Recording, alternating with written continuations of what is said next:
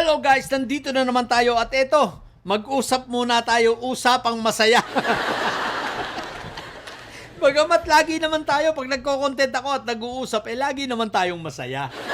Pero ngayon, ito ay isang masayang usapan at i-real talk lang natin. I-real talk natin si Marco Tae, no? Tsaka si Kambing Nana at tsaka si Jinggay.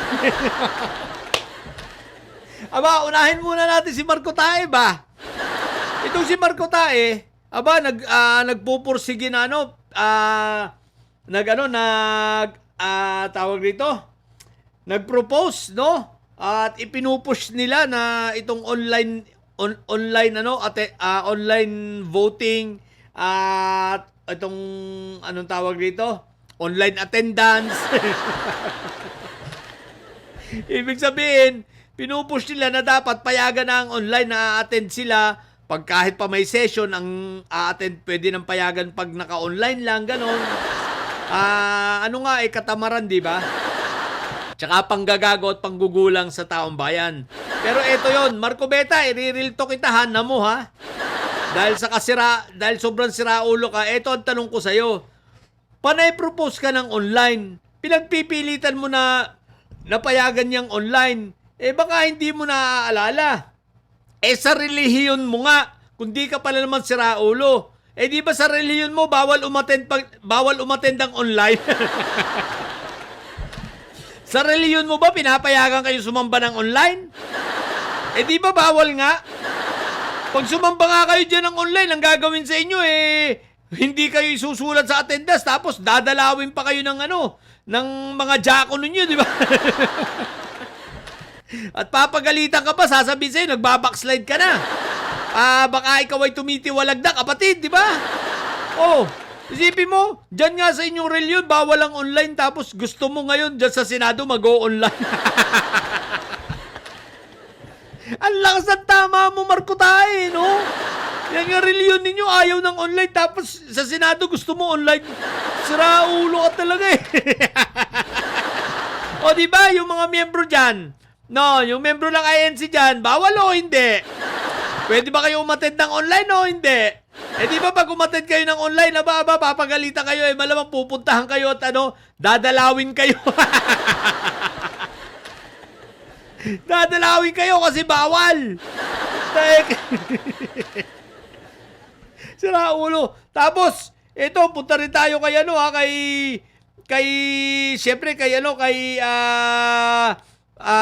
pangalan ito, si Robin.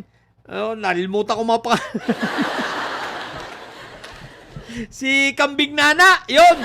Kambing Nana, kasi iyakin ayaw na sisigawan no? Kala mo, ang tapang yung pala naman, muse dun sa medium. No? Alam nyo guys, sa tulad nga ng sinabi ko, may dinadalaw ako dati diyang kamag-anak, kaya alam ko yan At alam ko ang mga kwento niya ni Dagot dyan. Apakayabang naalala ko si Robin, si Kambing Nana, legit na convict yan. Ex-convict yan. Di ba? Ex-con yan. Ngayon, may kasama yan dyan sa Senado na ex-con din. Sino? Naalala ko bigla, si Jinggay. Sabi ni Morales nun, di ba? Nung didilis na si Morales, nagalit na galit si Jinggay kasi nasabihan siya ng ex-con. Nasabihan siya ng convicted. Bigla ko na naalala, natawa lang ako At saka sa resume nila ibang klase, yan dalawang yan, si Jinggay tsaka si Kambing Nana, yan ang may mahabang experience. Pinakamahabang experience hindi sa Senado kundi sa kulungan. Sa mga taong nandiyan sa Senado, yan talagang dalawang yan. Sulit talaga yan. Garantisado yan. Ang haba ng experience niyan sa kulungan. Tsaka kaya yan ay sanay na sanay sa kulungan.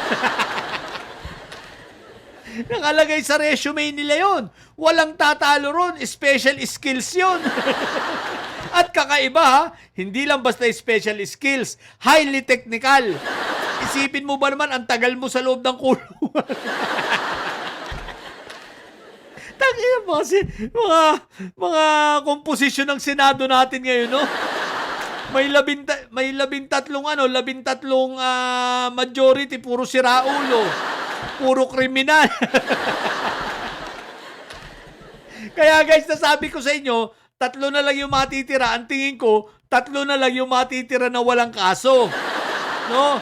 Pero yung iba, hindi na talaga makakabalik. Okay, o isa-isayin natin ha. Si Jingay, no bail. Si Joel, no bail. Si Quickmelt, no bail.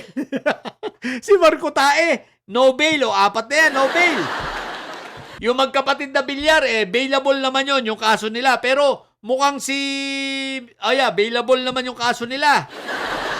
Pero tinitingnan ha, si Mark Villar, baka makakasuhan dito ng plunder, may sinisilip dito. Pero yung kaso nila doon sa kumpanya nila, available yon. So, 6 na yan ha. Sino pa? Sino pa ba? Villar, magkapatid na Villar. Jingay, sino pa? Guys, teka lang. Quickmelt, yung 4. Yung 2 Villar. Si Cayetano, ligtas yan. Si The Goat, tsaka si Alan, no? Si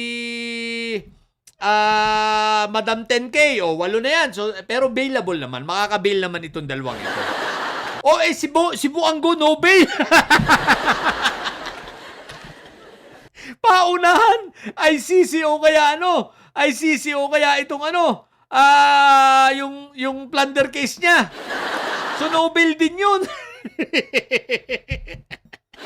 At si Esprikitik, no? Hindi na babalik si Esprikitik. So, no bail din yun si Esprikitik, di ba? So, ang matitira na lang talaga ay ilan na yan? 3 na lang. Si Loren, si Pia, at si Mangga Barena. Si Mangga Barena dapat tuluyan ito yung investigasyon sa sa tobacco scandal niya, no? Malay mo, di ba di mauubos. Tapos si Loren, malay mo, magkaroon ng paraan, maidawit sa solar nung kanyang anak, di ba? Pero baka malabo yun. Pero at least, kung mangyayari ganun, yung 3, magiging 2 na lang. 2 na lang o walang kaso. Pero, siyempre, makakapag-bail yung 2 magkapatid, magbe-bail, o di 4. 7 yung matitira. 7 yung pwede pa mga pero halos lahat may kaso na. So, nakakatuwa itong mga ito. So, yun bago ako magtapos, Marco Tae, ikaw panay ka, ang pinupush mo yung online, sabihin mo muna sa reliyon mo, payagan din kayong magsimba ng online. Bawal nga sa inyo Bawal nga sa inyo magsimba ng online, tapos gagawin mo pa dyan. Sira ulo talaga. Di ba? Tapos si Jinggoy at si Kambing Nana, talagang legit yan. Yan ang may pinakamahabang karanasan. Special skills nila yan. Grabe ang resume yan. Ang haba ng karanasan sa bilangguan. Ewan ko, puro sablay itong natin. Sablay itong komposisyon ng majority. Comedy ang putik na yan. Mga didilis, yung majority nyo, ayan na. Kahiya, mga putik na yan. So, bobo didilis dyan at may sayad na nyo. Ang tatay nyo ay preso, ang BP nyo ay bobo. Manatili kayo mga bobo at may sayad sapagkat ang may sayad ay laging high blood. Bye!